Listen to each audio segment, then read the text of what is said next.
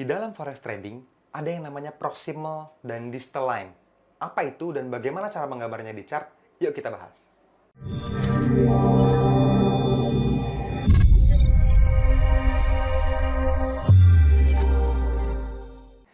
Halo teman-teman semua, masih dengan saya Fadli di channelnya Nusantara FX Community. Lagi-lagi tempatnya para trader Nusantara teredukasi.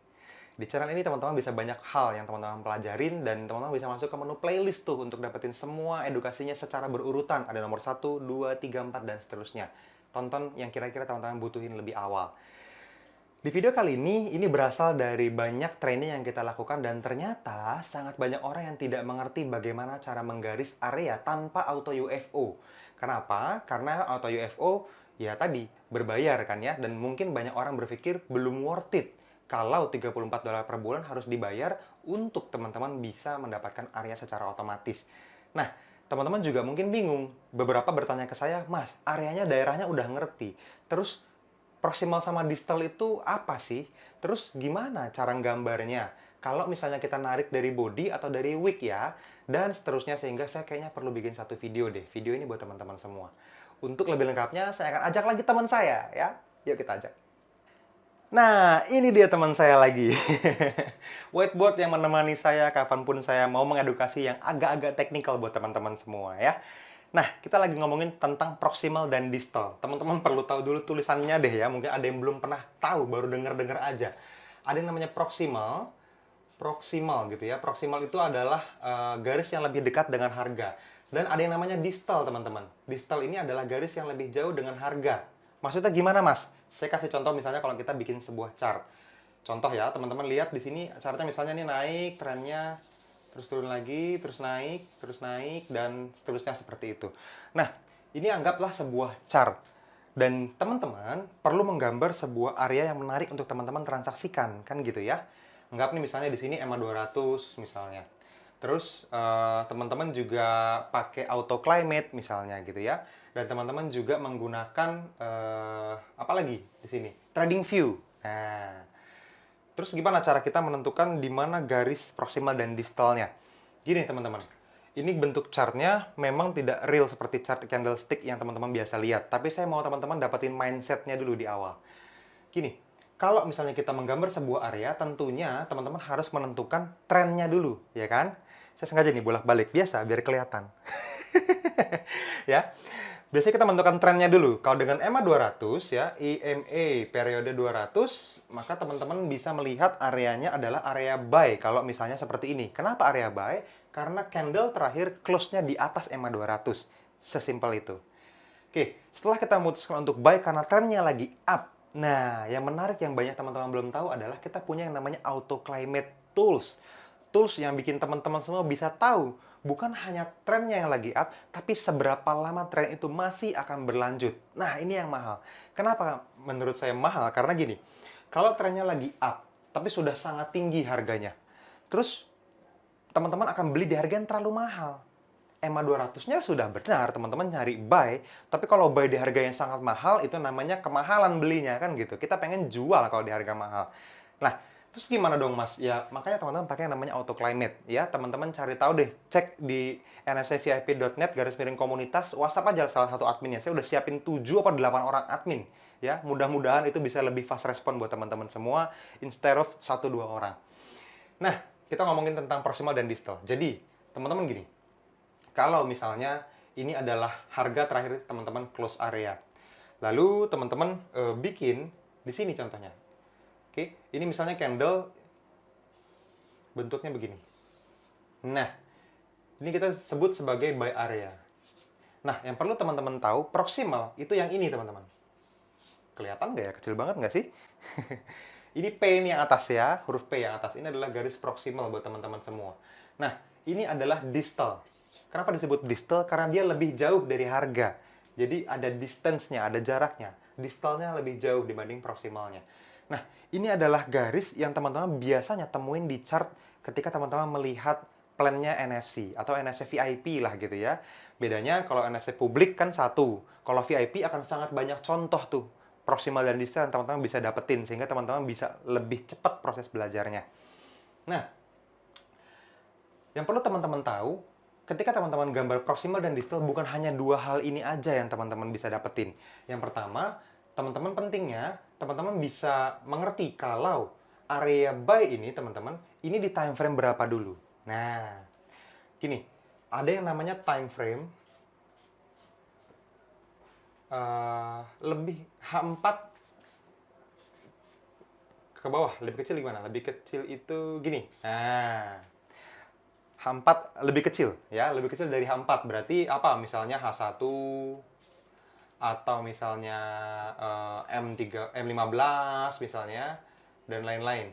Nah, ini lebih kecil dari H4. Tapi ada juga yang time frame-nya lebih besar dari H4 atau sama dengan. Nah, lebih besar atau sama dengan H4. Nah, ini beda cara nggambar garis distalnya. Kenapa saya bahas distal? Karena penting banget buat teman-teman semua.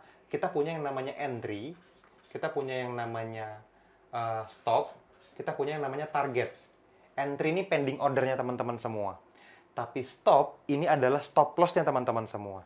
Kalau target ini garis TP-nya teman-teman semua. Nah, ini abu-abu.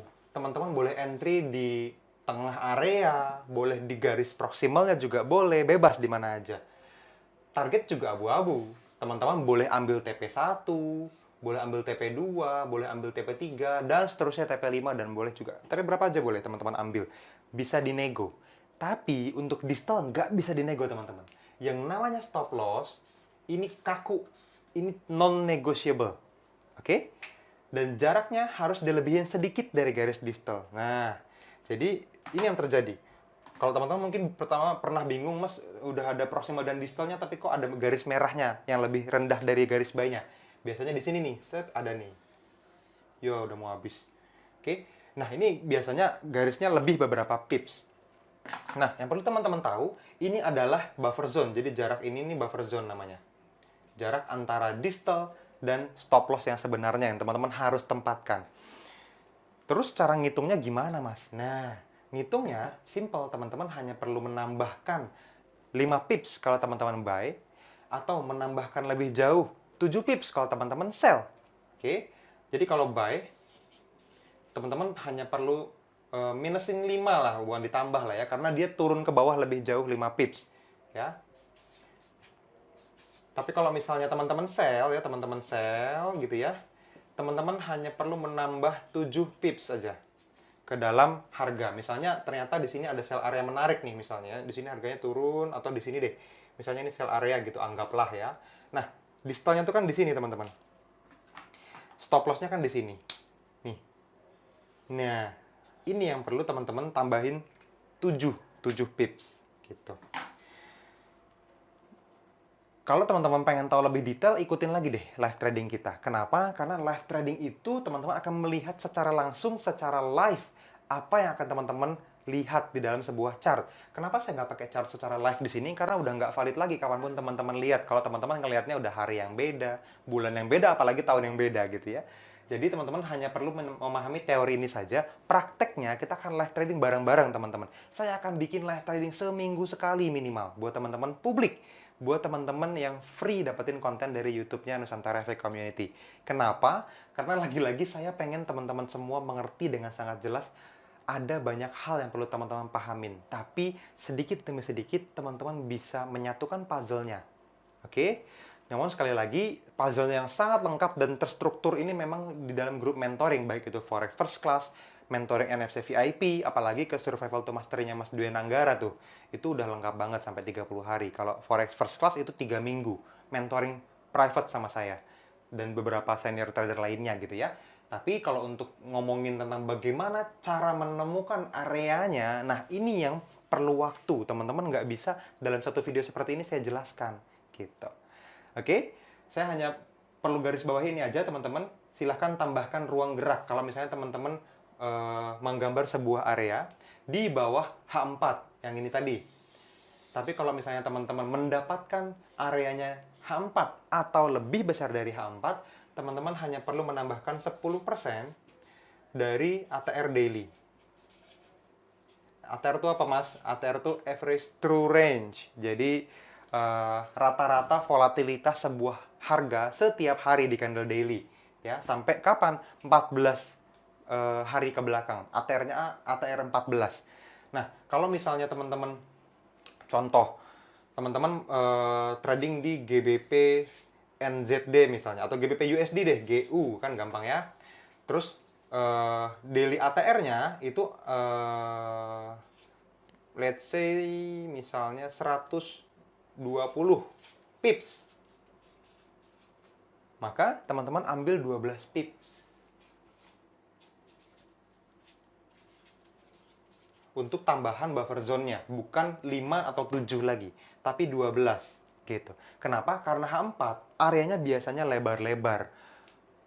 70 pips, 60 pips gitu ya. Kalau kecium doang SL-nya gara-gara kurang lebar dikit SL-nya, ya kan jadinya sakit hati kan gitu ya.